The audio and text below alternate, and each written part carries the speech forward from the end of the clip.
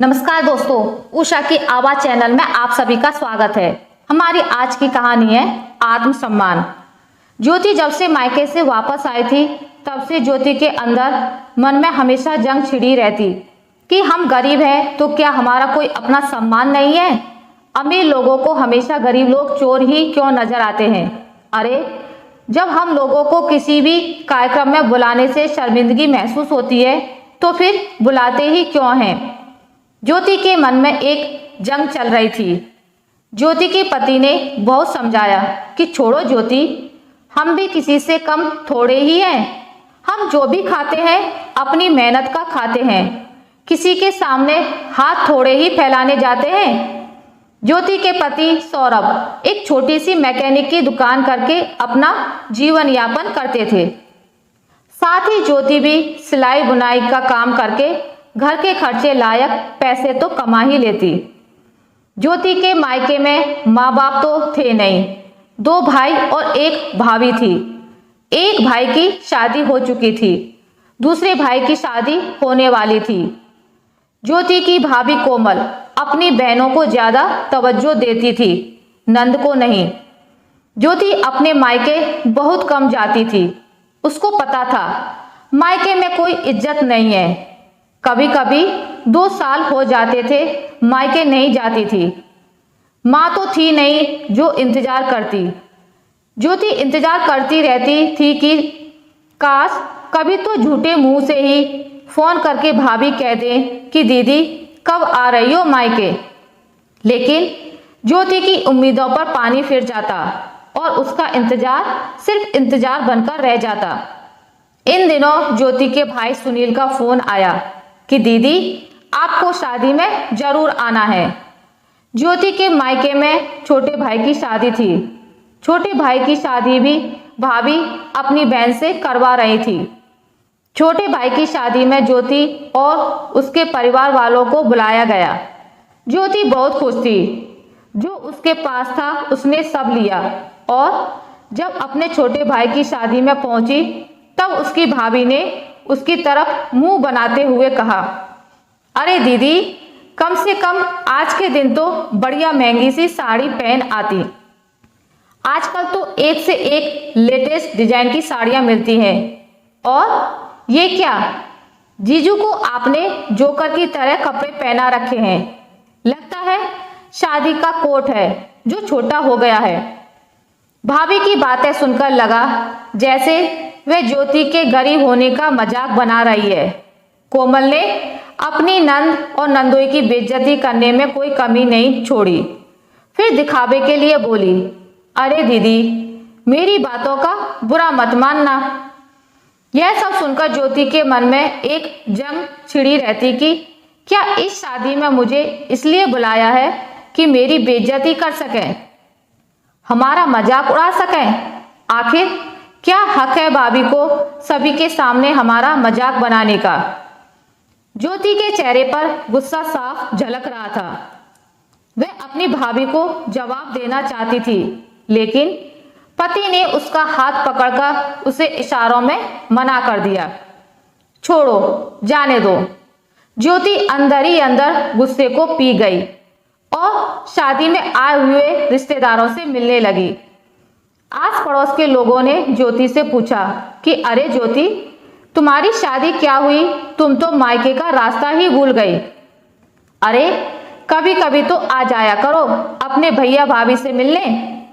तेरी भाभी बेचारी यही कहती रहती है कि ज्योति दीदी को हम तीज त्योहार पर फोन करते हैं आने के लिए, लेकिन कभी आती ही नहीं है। पड़ोसन की बात सुनकर ज्योति ने कहा, आया वहीं जाता है जहां मान सम्मान हो। बिन बुलाए आकर अपनी बेइज्जती कराने से अच्छा है अपने घर पर ही रहूं। आधी रोटी खाती हूं पर अपने घर इज्जत की खाती हूं। और अगर कभी भाभी ने फोन किया होता तो जरूर आती, लेकिन शादी बाद मेरे अपनों ने ऐसा पल्ला झाड़ा कि जैसे हम उनके कुछ लगते ही नहीं है। आज शादी में बुलाया तो चली आई, वरना नहीं आती। ज्योति ने सीधे मुंह पर सच बोलते हुए कहा। तभी वहां कोमल भाभी आ गई। और ज्योति को एक बैग देते हुए कहा कि दीदी, आप इस बैग का ध्यान रखना। इस बैग में कुछ कीमती सामान व नोटों की गड्डी है, जरा अच्छे से ध्यान रखना। ज्योति ने मना किया कि मुझसे इस बैग की देखभाल नहीं होगी, लेकिन कोमल ने जबरदस्ती ज्योति के ऊपर बैग की जिम्मेदारी सौंप दी। बैग का ध्यान रखने के लिए ज्योति उस बैग को एक जगह लेकर बैठ गई। ज्योति के पति मेहमानों से मिलने व शादी के कुछ काम में व्यस्त हो गए। ज्योति अपनी जिम्मेदारी बड़ी शिद्दत से निभा रही थी। शादी के दिन ही सगाई का प्रोग्राम रखा गया था। पहले सगाई, फिर शादी। पंडित जी ने दूल्हे दुल्हन को एक दूसरे को अंगूठी पहनाने को कहा। तब ज्योति उठकर स्टेज पर गई और कोमल ज्योति के पास गई और बैग में से अंगूठी निकालने लगी। तो उस बैग में पैसे नहीं देख अंगूठी भूलकर कोमल ने ज्योति से कहा, दीदी, इस बैग में से पैसे गायब हैं, कहीं आपने तो नहीं चुरा लिए? कोमल ने अपने पति को बुलाया और कहा, देखो जी, मैंने अंगूठी के साथ बैग में कुछ कैश भी रखा था और यह बैग मैंने दीदी को संभालने के लिए दिया था। अब सोने की अंगूठी है, लेकिन बैग में पैसे नहीं हैं। पैसे चोरी होने की खबर आग की तरह फैल गई। सभी लोगों की निगाहें ज्योति पर ही टिकी हुई थी, जैसे पैसे ज्योति ने चुराए हों। ज्योति ने कहा, भाभी, आपने मुझे बैग जैसे दिया था मैंने उसी तरह से रखा है। मैंने इसे नहीं छेड़ा और ना खोलकर देखा कि इसमें क्या क्या है। आप कहीं और देख लें, मैंने पैसों की चोरी नहीं की है। सच में भाभी, मैंने पैसे नहीं चुराए। मैं गरीब भले ही हूँ, लेकिन मैं चोर नहीं हूँ। आप लोग ठीक से देखिए, पैसे मिल जाएंगे। ज्योति ने बेबसी से कहा, मैंने बैग को खूब अच्छे से देख लिया, इसमें पैसे नहीं हैं। अब वहां इकट्ठे लोग तरह तरह की बातें बनाने लगे कि इसे शर्म नहीं आई अपने ही भाई के घर में चोरी करते हुए। अरे गरीब है, पैसे देखकर लालच आ गया होगा। और ना जाने क्या क्या लोग बोले जा रहे थे। लगता है दीदी ने पैसे नंदोई जी को देकर घर भेज दिया है। पैसे को छिपाने गए हैं, तभी नंदोई जी नजर नहीं आ रहे हैं। कोमल ने नजर घुमाते हुए कहा, सच कह रही हूँ भाभी, मैंने चोरी नहीं की। मैं गरीब जरूर हूँ, लेकिन चोर नहीं। आखिर आप मुझ पर चोरी का इल्जाम लगाकर क्या साबित करना चाहती हो? आप सब मेरा यकीन कीजिए, मैंने चोरी नहीं की है। ज्योति चीख चीख कर कह रही थी, मैं चोर नहीं हूँ। ज्योति की आवाज सुनकर उसका पति आया, जो इन सब बातों से अनजान था। ज्योति का भाई अपने ही जीजा की तलाशी लेने लगा, लेकिन कुछ नहीं मिला। आखिर पैसे गए तो कहाँ गए? तभी कोमल की बहन, जो ब्यूटी पार्लर तैयार होने गई थी, वह पार्लर से लौटी और गार्डन में भीड़ इकट्ठा देख झट से वहां आई। क्या हुआ है यहाँ? आखिर यहाँ इतनी भीड़ क्यों है? कोमल की बहन मोना ने सवाल किया। तब कोमल ने कहा, क्या बताऊं, मैंने अपनी ननद को बैग संभालने को दिया था। उसमें अंगूठी के साथ साथ पैसे भी थे। सोने की अंगूठी तो है, लेकिन पैसे देख ननद साहिबा का मन फिर गया। उन्होंने बैग में से पैसे चोरी कर लिए और झूठ बोल रही हैं कि चोरी नहीं की। तभी मोना बोली, अरे जीजी, वो पैसे तो आपने मुझे रखने के लिए दिए थे, आप शायद भूल गई हैं।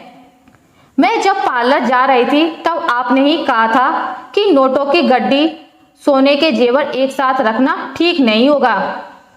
कभी पैसे इधर उधर हो गए तो आफत आ जाएगी, इसलिए आपने वह पैसे मुझे रखने के लिए दे दिए थे। मैं अभी लेकर आई, मोना ने कहा। अब सभी के सामने सब कुछ साफ था। कोमल और ज्योति का भाई सिर झुकाकर खड़ा हुआ था। दोनों ज्योति और उसके पति के आगे हाथ जोड़कर माफी मांगने लगे। हमें माफ कर दो, बिना सोचे समझे आप लोगों को हमने गलत समझा। लेकिन ज्योति के अंदर मन में गुस्से और अपमान का ज्वालामुखी फूट रहा था। उसने सीधे मुंह पर कहा, तुम लोगों को हमारा अपमान करना था जो तुमने कर दिया। अब माफी मांगकर क्यों अपने आप को शर्मिंदा कर रहे हो? मैंने कितनी बार कहा कि मैंने चोरी नहीं की, लेकिन तुमने एक नहीं सुनी। मेरे साथ मेरे पति के ऊपर भी इल्जाम लगा दिया। तुम लोगों को लगा हम गरीब हैं तो हम अपनी ज़रूरतों के लिए चोरी करेंगे। हम गरीब भले ही हैं, लेकिन हम भी स्वाभिमान से जीते हैं। हम अपने घर आधी रोटी खाते हैं, लेकिन इज्जत की खाते हैं। मैं ना तो अपना अपमान सहन कर सकती हूँ और ना ही अपने पति का। जब तक सहन करने की हिम्मत थी करती रही, लेकिन अब बात मेरे और मेरे पति के आत्मसम्मान की है, तो मैं आज से इस घर से रिश्ता तोड़ती हूँ। जहां रिश्तों का कोई मोल नहीं, मुझे ऐसे मायके की जरूरत नहीं। मुझे कभी अपने भाई से यह उम्मीद नहीं थी कि वो भी मुझे चोर समझने लगेगा, लेकिन समझ आ गया। जब लोगों की आंखों पर दौलत का अहंकार छाया रहता है, तब उन्हें हर गरीब व्यक्ति चोर ही नजर आता है, चाहे वो उनका अपना ही खून क्यों ना हो। ज्योति ने अपनी सारी भड़ास निकाल दी, क्योंकि ज्योति की हालत उस वक्त ऐसी थी, काटो तो खून नहीं।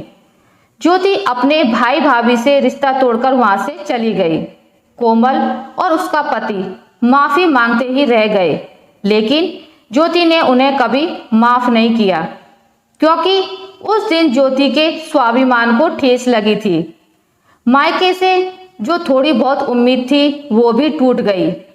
वहां मौजूद लोग कोमल को ही दोष देने लगे कि तुम्हें पहले सभी से पूछताछ करनी चाहिए थी और किसी कमरे में ले जाकर फिर ज्योति से पूछती। ऐसे सभी के सामने पूछना गलत था। ज्योति की बात पर विश्वास तो करती। भाभी ना सही, लेकिन भाई तो अपनी बहन की बात सुनता। सच में कोमल ने ज्योति के साथ बहुत बुरा किया। शादी बिना पूरी किए ही ज्योति अपने पति के साथ अपने ससुराल आ गई। जब भी ज्योति को यह बातें याद आती हैं, आज भी उसके अंतर्मन में एक जंग छिड़ी रहती है कि आखिर क्यों मेरे अपनों ने मेरे साथ ऐसा किया। क्या ज्योति ने अपने भाई भाभी से रिश्ता तोड़कर ठीक किया या नहीं? मेरे विचार से तो ज्योति ने ठीक किया।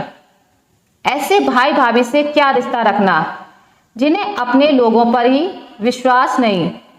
हर वक्त अपमान का घूंट पीने से अच्छा है ऐसे लोगों से रिश्ता ही तोड़ देना चाहिए, जो सिर्फ दौलत के घमंड में चूर रहते हैं। हमें कभी भी रिश्तों से ज्यादा पैसों को अहमियत नहीं देनी चाहिए। अगर सामने वाला कुछ कह रहा है तो उसकी सुने, बात की सच्चाई का पता करें, तभी कोई निर्णय लें। आशा करती हूँ आपको मेरी आज की कहानी अच्छी लगी होगी। अगर आपको मेरी कहानी अच्छी लगी है तो इसे लाइक करें, ज़्यादा से ज़्यादा शेयर करें, और अगर आप मेरे चैनल पर नए हैं तो इसे सब्सक्राइब करना ना भूलें। मिलते हैं एक नई कहानी के साथ, तब तक के लिए नमस्कार।